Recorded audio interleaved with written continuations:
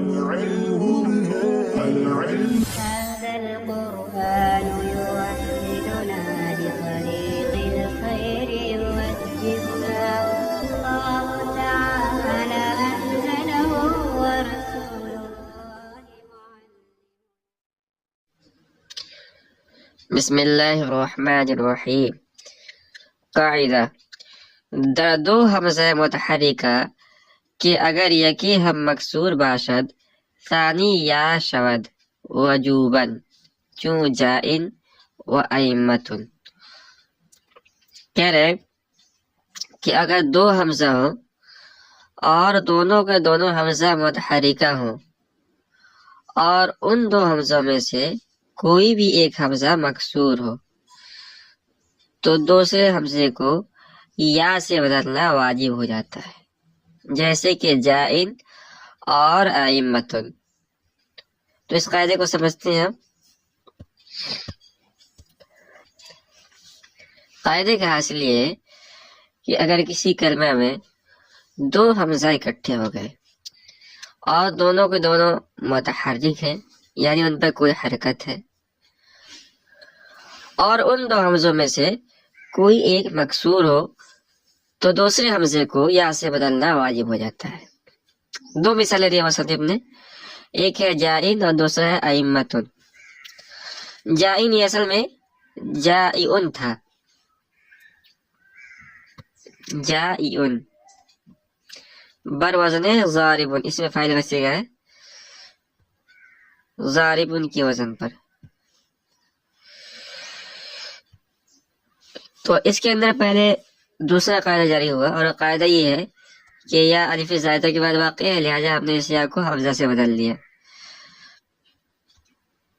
تو اب ہو گیا دو حمزے اکٹھے ہو گئے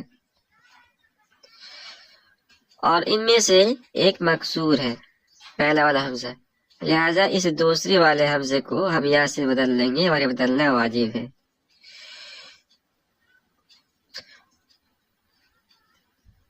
تب ہو گیا جائن. یہاں پر ضمہ دشوار ہے اس لیے ہم نے کیا کیا، اس سے تنوین کو ہٹا دیا ہم نے.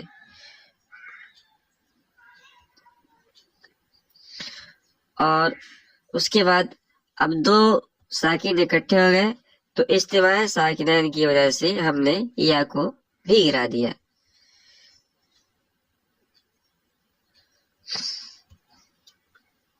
اور اس تنوین کو ہم نے دے دیا اس حمزے کو، تو ہو جائے گا جائن. دوسری مثال ہے ائمتن. ائمتن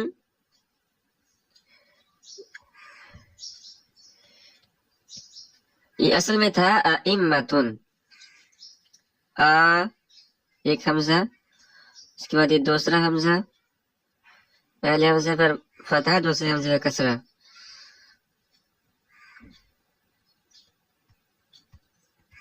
اس کے اندر بھی یہ قاعدہ جاری ہوا. اب اس کے اندر دیکھیے جو قاعدے کی شرطیں ہیں، دو حمزہ ہو، دو حمزے ہیں اور دونوں کے دونوں متحرک ہو، اور دونوں کے دونوں متحرک اس میں پہلے پر فتح والی حرکت ہے اور دوسرے پر کسرے والی حرکت ہے اور ان میں سے کوئی ایک مکسور ہو. یہاں پر دوسرا حمزہ مکسور ہے، لہذا اس حمزے کو ہم یا سے بدل لیں گے اور بقول صاحب کتاب اس کو یا سے، یعنی صاحب کتاب جو قاعدہ بیان کیا ہے آگے اس کا ذکر بھی کریں گے، اس کو یا سے بدلنا واجب ہے. یعنی اس حمزے کو ہم یا سے بدلیں گے اور یہ بن جائے گا یا، اور یہ ائمتن ہی پڑھا جائے گا. آگے اس کا ذکر کریں گے کہ ائمتن پڑھنا یہ واجب ہے، یعنی حمزے کو یا سے بدلنا یہ واجب ہے یا جائز ہے، اس میں صرفیوں کا اختلاف ہے. یہ قاعدہ یہاں پورا ہوا اور اس قاعدے کی تھوڑی سی وضاحت آگے آ رہی ہے. بیچ میں ایک اور قاعدہ نمبر کہ ورنہ واو، ورنہ واو، ورنہ اس حمزے کو واو سے بدلنا واجب ہے. تو اگر دو حمزہ ہے اور دونوں کے دونوں متحرک ہے اور ان میں سے کوئی ایک حمزہ مکسور ہے تو اس حمزے کو یا سے بدلنا واجب ہے بھی قاعدہ آیا یہاں پر.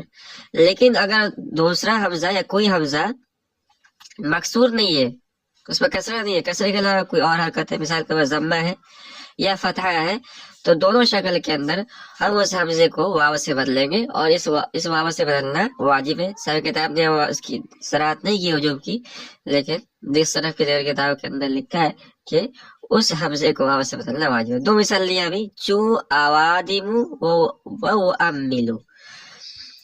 آدم کی جمع آوادم ہے اور وہ املو واحد متکلم کا صیغہ ہے، میں امید کرتا ہوں. تو ایک ایک لیتے ہیں. آدم کی جمع آئے گی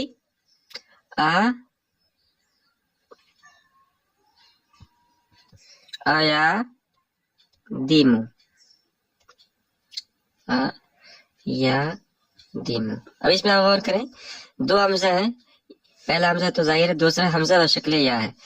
تو دو حمزہ ہیں اور دونوں کے دونوں متحرک ہیں، لیکن ان میں سے کوئی بھی مکسور نہیں ہے، بلکہ دونوں کے دونوں مفتوح ہیں، یعنی کسرے کے علاوہ ان پر کوئی دوسری حرکت ہے.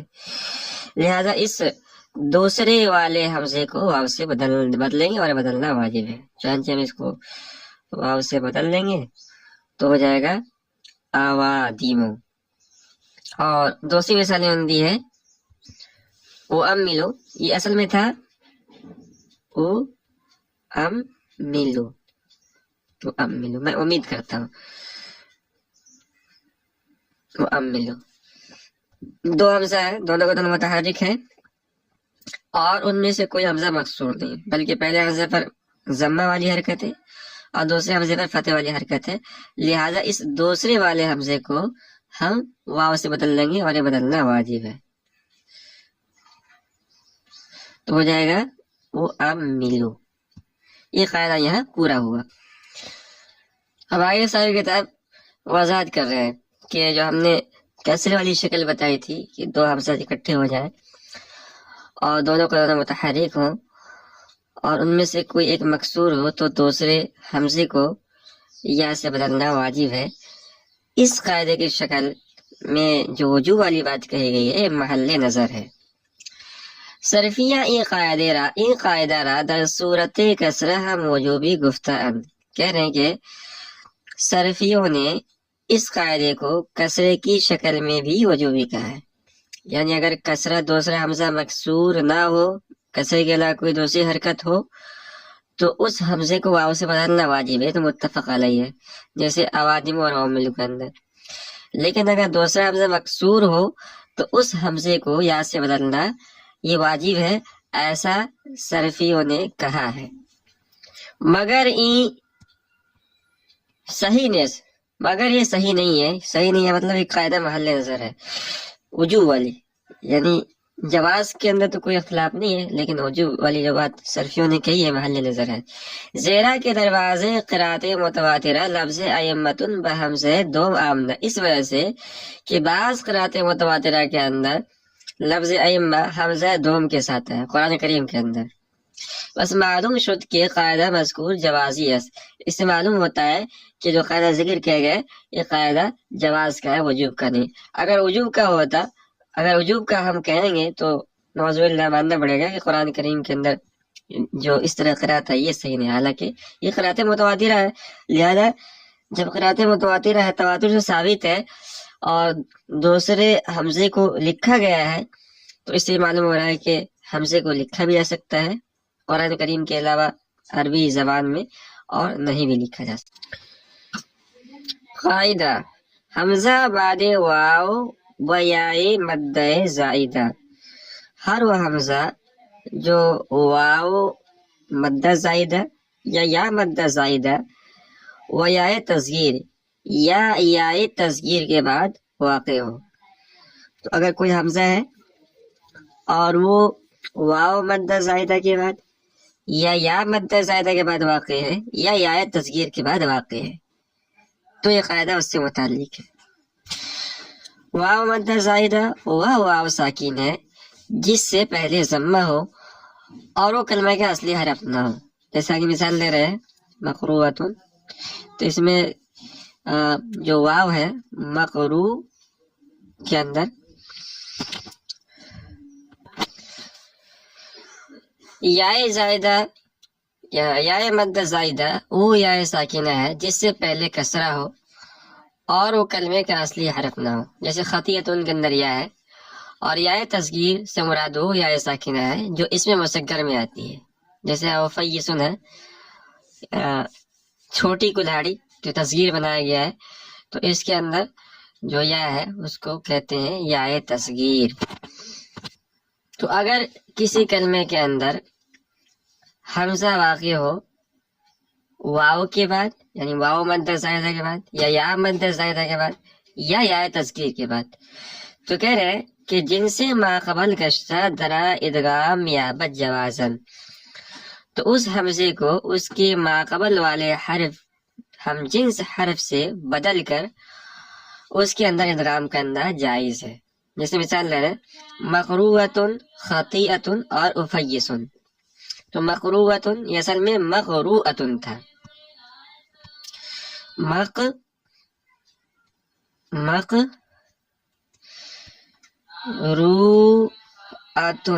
حمزہ تھا. اب اس میں غور کریں گے آپ تو یہ حمزہ واو مدہ زائدہ کے بعد واقع ہے، لہذا جائز ہے کہ اس حمزے کو اس کے ماقبل والے حرف یعنی واو کے جن سے بدل کر واو کا نظام کر دیا جائے تو مقروءۃ ہو جائے گا، اور مقروءۃ بھی پڑھنا جائز ہے، اور اس کو واو سے بدل کر واو میں نظام کر کے اور مقروءۃ بھی پڑھنا جائز ہے. اسی طرح خطیئۃ بھی پڑھنا جائز ہے حمزے کے ساتھ، اور خطیئۃ پڑھنا بھی جائز ہے. افیسن بھی پڑھنا جائز ہے اور افیسن بھی پڑھنا جائز ہے. یہ مخرج کی تبدیلی ہو جائے گی، بظاہر پڑھنے میں دونوں ایک جیسے معلوم ہوں گے.